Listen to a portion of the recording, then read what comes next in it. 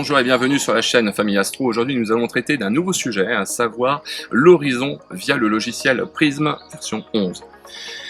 Comme vous pouvez le constater, je me suis entouré de barricades, de palissades, qui permettent de protéger le site d'observation des lumières parasites, qu'elles proviennent des habitations ou éventuellement de phares de voiture. Et puis, autre avantage, c'est que ça permet aussi une certaine discrétion. Tout le monde n'a pas besoin de voir le matériel qui est exposé sur la plateforme. Le souci que cela pose, c'est que ça fait aussi un obstacle pour les prises de vue. Pas énormément, mais il y a un petit obstacle. Et pour l'exercice d'aujourd'hui, à savoir l'horizon via Prism, eh bien, nous allons nous servir de ces obstacles pour déterminer l'horizon personnalisé. La difficulté qui se pose, c'est au niveau du matériel. Si on utilise le tube, la focale du tube est adaptée pour prendre des photos lointaines. Donc ça ne permettra pas de voir des obstacles à proximité comme les palissades, ou même une maison à proximité. De la même façon, si on utilise la lunette de guidage, on est placé en difficulté. J'ai essayé, mais ça ne marche pas. Ou bien il faudrait peut-être, même très certainement, augmenter la longe au niveau de la focale. Donc c'est pas réalisable. Alors, troisième solution, celle que je vous propose, c'est, en tout cas si vous avez la chance de disposer d'un tel support, c'est de positionner ici un autre appareil. Et pour ce faire, je vous propose ce montage. Alors bien sûr, il faut du matériel, et bon, je dirais qu'en astronomie, on n'a pas tellement le choix. Et donc, il s'agit d'une caméra, prenez ce que vous voulez. Moi, j'ai pris une ASI 462 MC, que j'utilise habituellement avec un autre setup pour l'astronomie planétaire, qui est connecté sur un appareil photo, un objectif d'appareil photo Canon. Voilà. Et donc, ce dispositif, je vais pouvoir le fixer ensuite, si j'y arrive, directement sur le télescope. Puis, tout tient, parfait, pas de casse. Et ensuite, j'aurai plus qu'à brancher donc un câble USB 3 sur l'ordinateur, et puis de vérifier, de faire un tour sur 360 degrés, et de vérifier l'altitude des différents obstacles. Et donc, c'est ce que nous allons faire maintenant sur le setup. À votre écran, nous avons un panel de chez Ioptron, le Ioptron Commander, qui contrôle la monture CEM70 et je crois aussi pas mal d'autres montures de la marque Ioptron. Et nous avons ici un choix de parquer ou déparquer le système. Ce sera utile juste après. Sur votre gauche, nous avons la position 0 position, qui est la position actuelle que je vous montre sur la caméra. Le télescope est actuellement dans cette position. Nous allons lui demander de se parquer en position horizontale. Pour ce faire, vous devrez cliquer sur Parc et un panel secondaire va apparaître avec plusieurs possibilités. Je vais opter pour Horizon, position 1 et je clique ensuite sur Initiate Parking. Vous obtenez un résultat similaire à celui-ci. Nous allons pouvoir passer à la suite des opérations. Pour l'étape suivante, s'agissant d'une caméra ASI de chez ZWO, il va falloir télécharger, si ce n'est pas déjà fait, le logiciel ASI Studio qui vous permettra d'ouvrir ASICAP.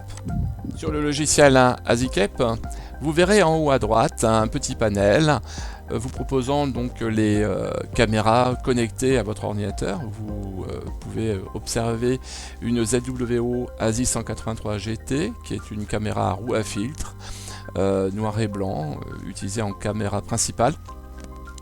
Caméra qui a fait l'objet d'une vidéo il y a maintenant quelques semaines au sujet du nettoyage du capteur. Et puis nous avons juste en dessous une autre caméra, la ZWO ASI 462 MC. Je clique dessus, enfin j'essaye, je clique dessus et je vois apparaître l'image de cette caméra. Caméra qui, je vous le rappelle, est connectée, branchée, fixée sur le tube avec un objectif d'appareil photo. Avant de lancer Prism, je vous invite à placer votre curseur, votre flèche, sur la droite du logiciel. Et normalement apparaît des possibilités, plusieurs icônes, notamment donc une cible, un réticule. On clique dessus.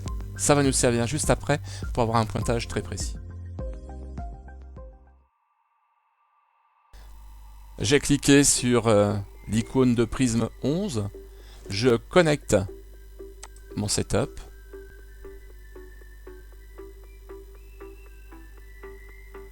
Alors bien sûr, il va connecter la roue à filtre, l'ASI 183, mais on ne va pas l'utiliser. Et je dis une bêtise, l'ASI 183, je ne vais pas la connecter. Mais la roue à filtre, oui, elle a été connectée. Et voilà, j'ai tous mes petites icônes qui apparaissent. C'est parfait. Puis ensuite, vous allez cliquer sur Configuration.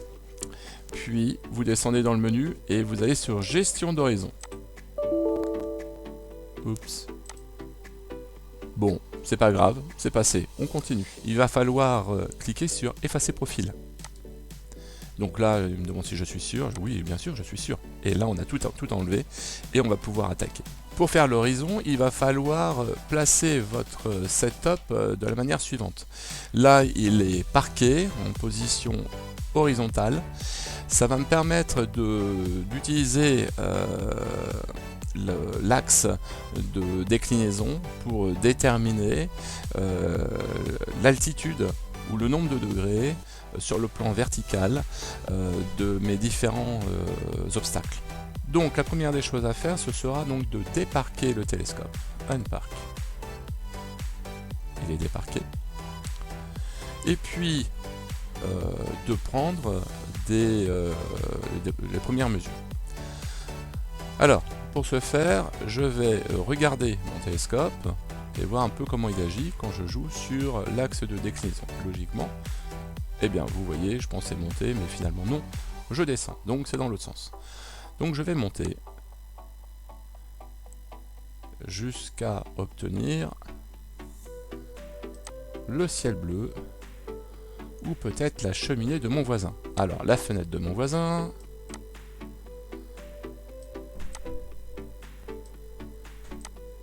la cheminée de mon voisin. Je vais rajouter une petite cible pour être beaucoup plus précis. Et je m'aperçois que ma cible est mal positionnée, ou plutôt que la fenêtre s'est réduite de manière... Voilà, on va faire comme ça. Et donc là je suis dans le bleu, on n'est pas trop mal, mais on va essayer d'être encore plus précis. Alors, là j'ai la cheminée, mais on n'est pas dessus. Voilà, là on peut dire que mon horizon commence. Et donc je vais utiliser cette position. J'ai un premier point donc, qui apparaît à un peu plus de 30 degrés. Je vais déplacer mon télescope de 1 degré en azimut. Et ensuite, je vais refaire un nouveau point. On peut peut-être dire ça. On va utiliser la position du télescope. Puis, je le redéplace de 1 degré. Là, je suis dans la cheminée. Alors, je ne vais pas se tromper de sens.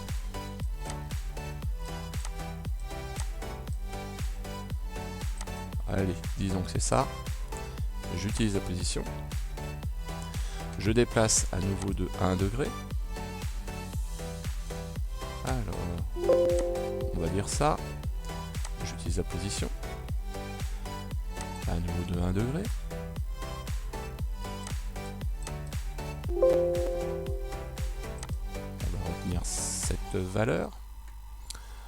À nouveau, et on voit même les pigeons. 1 degré.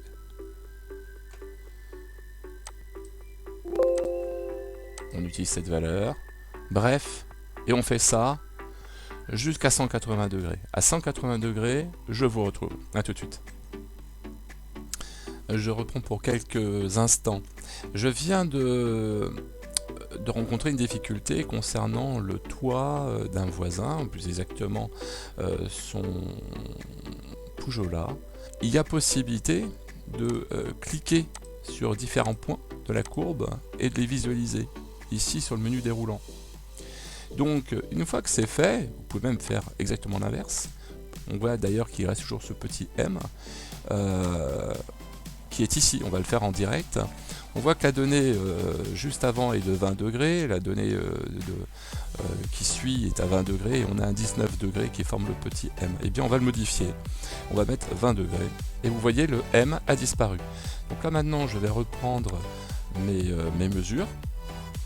Nous approchons des 180 degrés. Vous voyez ici une sorte de V qui correspond finalement à l'horizon formé par les claustras. Puis ici la maison de notre voisin avec son poujola.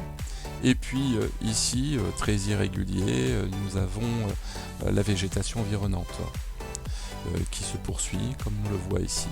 Et puis on arrive bientôt aux 180 degrés et je vais vous inviter à regarder ce qui va se passer ici car je trouve que le système est fort intéressant. Il va y avoir un passage automatique de 180 degrés, vous allez voir par vous-même. Donc je poursuis, j'utilise la donnée, je redéplace à nouveau de 1 degré. Bon, là les arbres bougent et puis les arbres sont voués à grandir, donc je ne vais pas être très précis entre guillemets. On utilise cette valeur là, on déplace à nouveau de 1 degré. Bon, par exemple par là, voilà, à nouveau de 1 degré.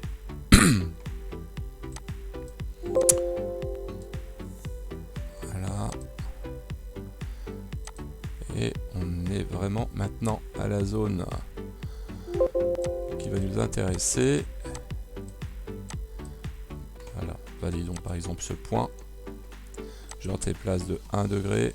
Et regardez ce qui se passe en automatique. Je suis à 180 degrés, comme vous allez pouvoir le voir ici.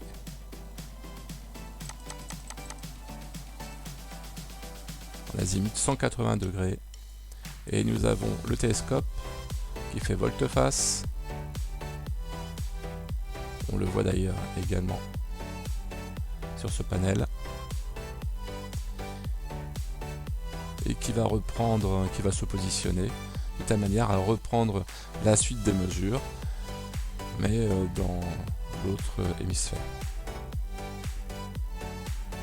On attend qu'il soit positionné, on reprend, et je vous retrouverai à la fin.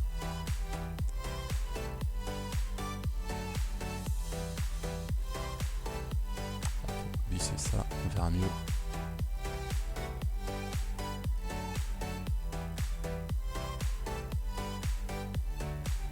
On y est presque. Et le télescope s'est positionné. Alors les commandes normalement sont inversées du coup.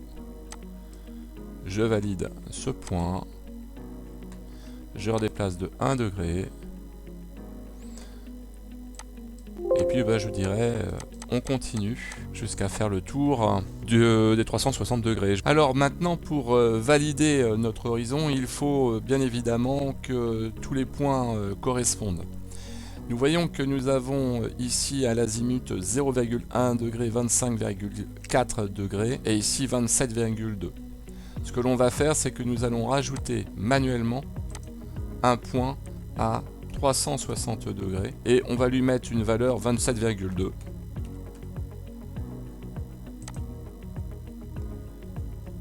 Et nous allons rajouter un point d'entrée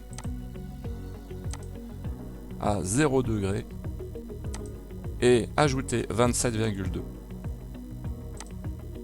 Et notre horizon est terminé. Comme vous pouvez le voir, il existe donc un petit quadrillage qui valide la valeur obtenue, l'horizon obtenu. Il ne reste plus qu'à le sauvegarder et je passe donc le micro à Lyra qui va prendre la suite de ce tuto. Bonjour à toutes et à tous. Maintenant, il faut sauvegarder votre travail. Il faut appuyer sur sauver vers fichier, sélectionner le fichier où vous voulez l'enregistrer, le nommer. Ensuite, appuyez sur carte du ciel, réglage carte du ciel.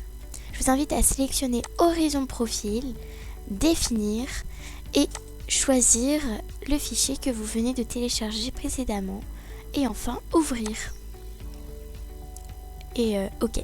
On peut observer que la carte du ciel de Prism prend dorénavant en compte l'horizon que nous venons de réaliser. On voit tous les obstacles qui nous entourent, la végétation, les palissades, etc. Cette vidéo est dorénavant terminée. Merci à Monsieur Cavador pour tous ses encouragements. N'hésitez pas à vous abonner, à cliquer sur la petite cloche et à sélectionner toutes les notifications pour ne rater aucune de nos vidéos. Et également à appuyer sur le petit pouce bleu, ça nous fait plaisir et c'est gratuit. À bientôt pour une prochaine vidéo.